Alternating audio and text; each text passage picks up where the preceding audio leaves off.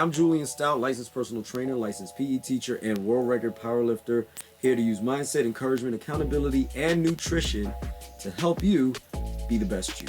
Today's topic is PETA is calling for a sex ban from women to all men who eat meat.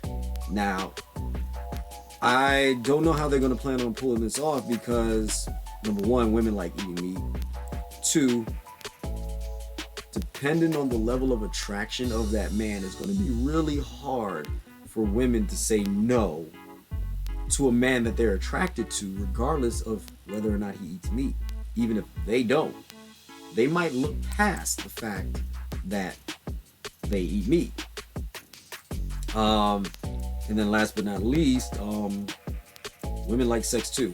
So, without further delay, the thing is, I'm laughing because there seems to be a moral high ground that people want to turn around and feel that they have due to the fact that they eat vegetables as opposed to eating meat. So what I'm going to do is I'm going to pull up this article here shortly, and then what I'm going to do is point out a few things. All right. So first things first,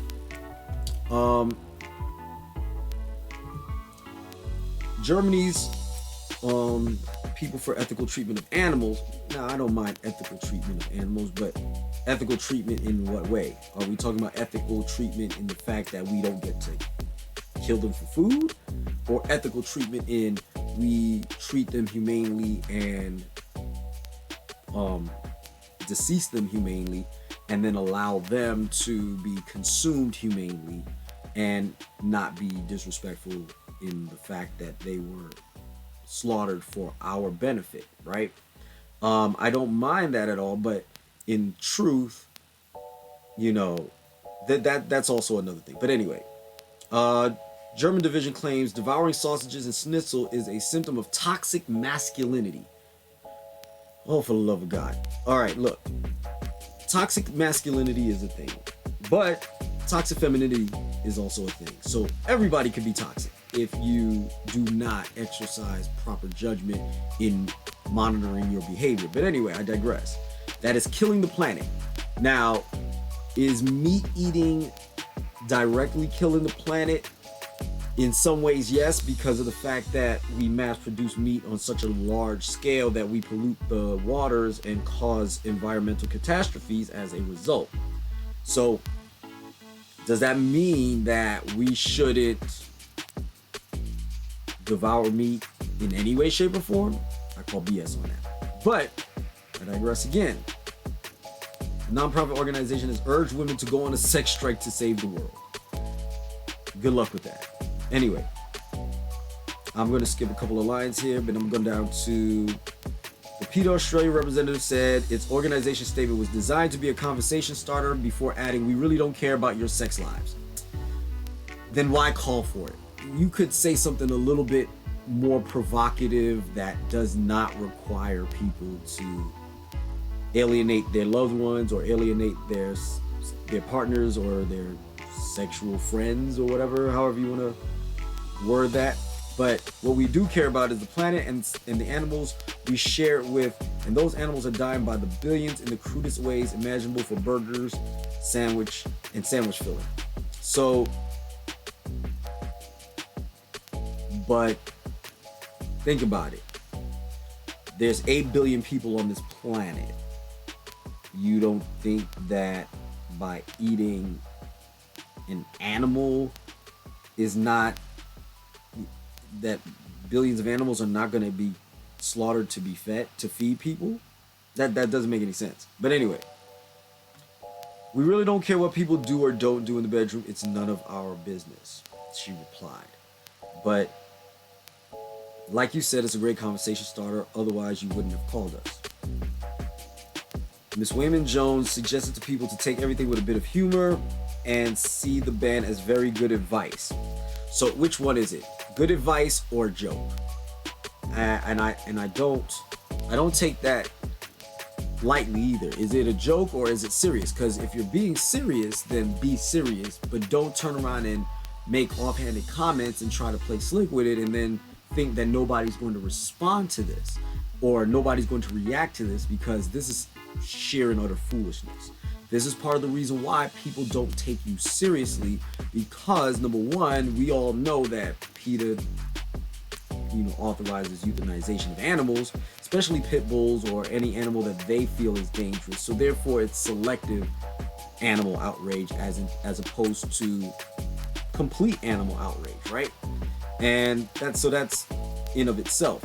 But then on top of that, you are talking about not caring about people's sex lives on one end, but then saying that women going on a sex strike against their spouses or their partners who happen to be male is very good advice to save the world.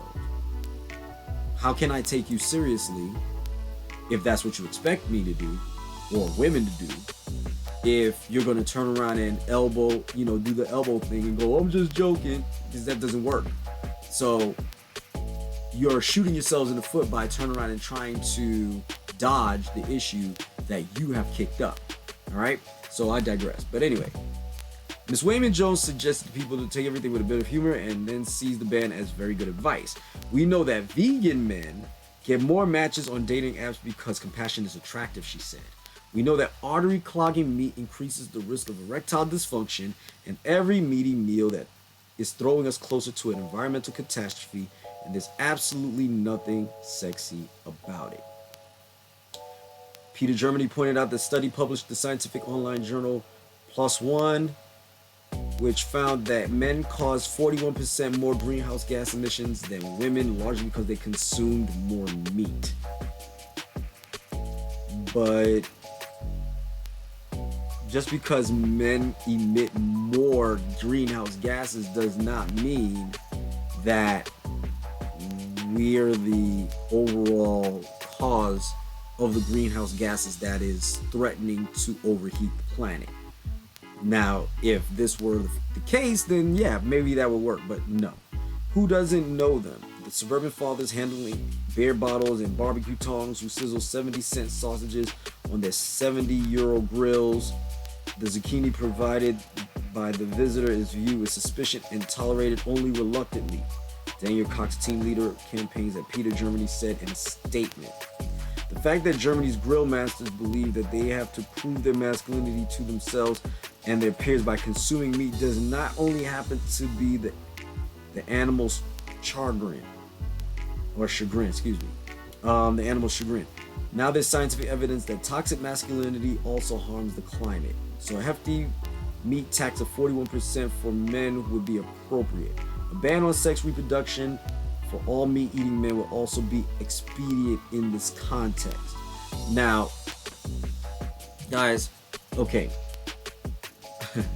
First of all, your assumption of how men handle themselves is literally hilarious, because yes, men do grill meat and men do cook meat because, I don't know, we literally survived on it for centuries, hundreds of thousands of years possibly, right? But again, damn your history, just screw it all and just don't eat meat because we say so, not because there's a legitimate reason. But your judgment of men in this particular portion that says, who does not know them? The suburban fathers handling beer bottles and barbecue tongs. How do you know every man drinks that grills? That's just silly. But okay, even in Germany, maybe in Germany people drink beer on the regular, but that's almost a stereotype, right? And then on top of that, that's very assumptive of the fact that you are thinking that every man has to be doing this and that the other, and spending $700 on 700 euros on a grill and this, that, the other, right? But then zucchini is looked at with suspicion. You know, if you have a friend that doesn't eat meat, nobody looks at him with judgment in their eyes. What they do is look at you weird when you're trying to make them do something that they don't want to do. The truth is that they supported you by putting your zucchini on the grill as well, right? And if they really wanted to, they just wouldn't invite you at all, as opposed to just simply accepting you for who you are and allowing you to be you. Now, does that mean that men shouldn't eat more vegetables? Does that mean men shouldn't eat less meat? Yeah, I mean, I could admit that we all could eat less meat, but here's the kicker. Remember back when I read the whole part of, erectile dysfunction and artery clogging stuff and this, that, the other? Well, first of all,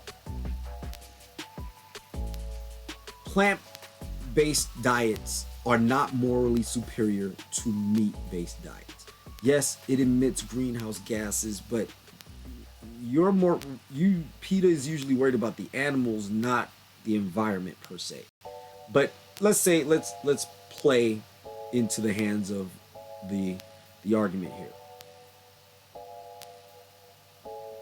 here. So with erectile dysfunction comes drugs, correct? So what you want people to do is go on a plant-based diet to then be reliant upon drugs. And who do you think is going to be handing out these drugs when they realize that 41% more men have lower testosterone? What are you going to do when, yes, heart works just fine, blood pumps just fine, but libido is low? How you ladies who went on a sex ban feels that once you have won this war on meat, that the men you have forbade to have sex with no longer desires to have sex with you because their hormones don't influence them to desire you? Now, I know you're wondering, wait a minute, Julian, where are you going with this? That doesn't make any sense. We cleared your arteries. We lowered your cholesterol count. Why would you think that that's bad for you? Well, it is bad for you if you do it not in moderation, or if you do it in a illogical way. But I'll get to that in a minute. What about your moral high ground of killing animals to your chagrin, right? Or to their chagrin? Well, guess what? Bad news. I'm gonna pull this up real quick. Guys, plants scream in the face of stress. Yes, you read that right. Plants scream in the face of stress.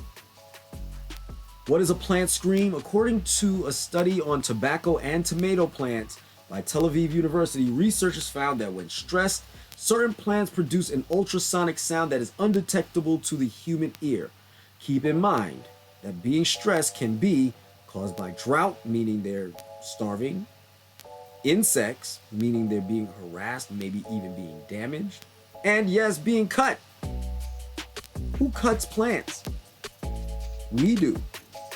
Because we cut them either because they're annoying to us, or we cut them because we're going to eat them. So the only difference is in your scenario, vegans and vegetarians who judge meat eaters, is your victims don't scream that you can't hear it. That's the problem. Your victims don't scream loud enough for you or low enough for you to hear. So because you don't hear the screams and the cries of your victims, you think that you have the moral high ground, when the truth is we both do the same thing, just to different living things. You choose plants, which are beings that cannot defend themselves for the most part in some ways, and then on the flip side, we eat animals that we have made docile and controllable in our own way. So there goes your crash and burn on moral superiority. Now let me go back to, guys, I am not trying to convince you not to eat vegetables. I'm not one of those people. I'm not one of those people that are going to try to make you feel bad for eating vegetables. What I'm trying to point out is that we are one and the same. we're no different in any way, shape, or form. No person in this scenario is better than the other. No person in this scenario's hands are clean. Your hands are just as dirty because guess what? You eat too many plants, guess what also happens to the environment? You don't produce enough oxygen. So yes, on one end, you heat up the planet, you melt the ice caps, you drown all plants, and you eliminate pretty much all oxygen on Earth. Or you eliminate all plants, water erodes land anyway because there's no plants to soak it up. And on top of that, there's no oxygen being produced, is nothing but carbon dioxide being produced, which is also a form of a greenhouse gas, right? And which means you're producing more and more carbon dioxide, and therefore you are also causing the very same problem that the meat eaters create. And oh, by the way, you eat enough beans, you're going to create a few greenhouse gases on the other end too. So again, there's nobody that has the moral high ground on this particular situation. To me, personally, it's all about balance. Because without balance, everything falls off kilter, right? And what I'm going to do is I'm going to go back to the argument that was made earlier that, yeah, guess what, people? Steroids are... So let's go to steroids. Well, actually, let's go to hormones. What are hormones made up of? Hormones can be grouped into three main types. Amines, these are simple molecules.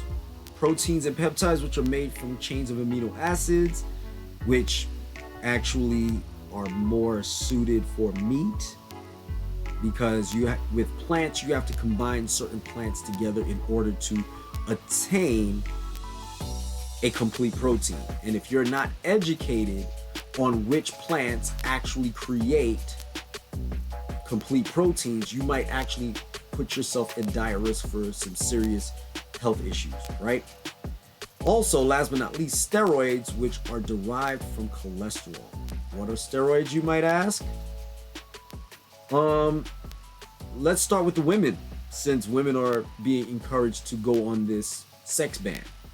As the primary female sex steroid, hormones, estrogen and progesterone play an important role to regulate growth, differentiation of what? Men and women? Yeah, right. And function as a broad range of target tissues in the human body and maintain the function of female reproductive tissues, which means you can't have babies if there's not enough cholesterol in your system, which means you're probably going to have to rely on a drug to create your hormones, which in turn increases your cholesterol anyway. But I digress.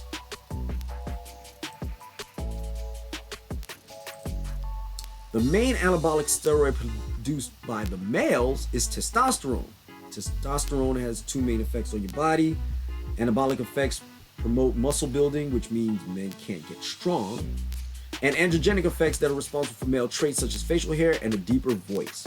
Facial hair, deeper voice, and a potentially larger penis, which means if you forbode your sons from eating meat primarily or within a level of balance, you might be putting your sons in a serious disadvantage in the love department. So, excuse me. But also you're preventing your sons from being able to develop into men, at least properly.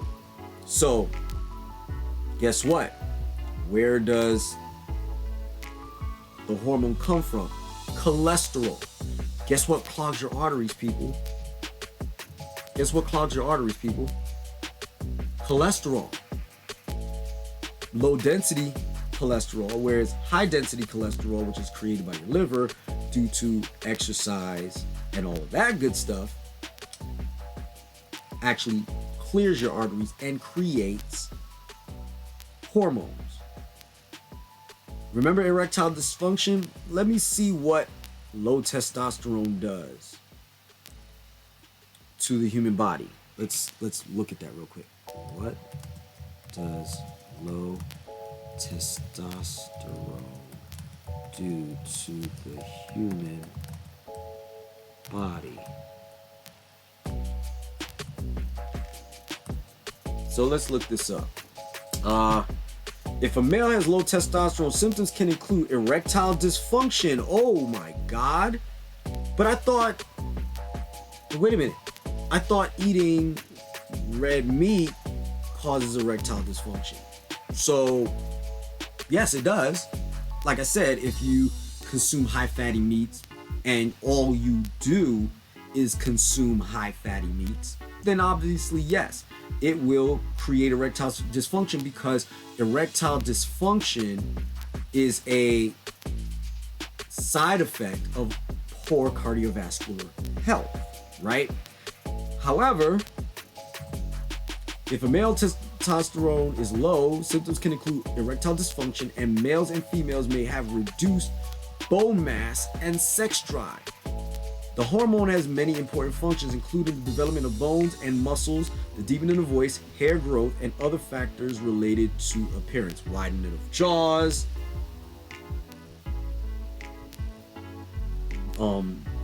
thickness of chins, things of that nature.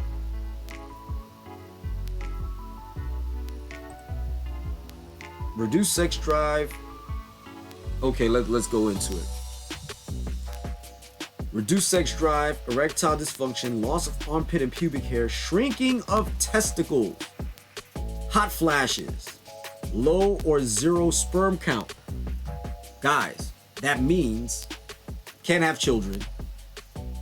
Remember, these are the men that you want to procreate with.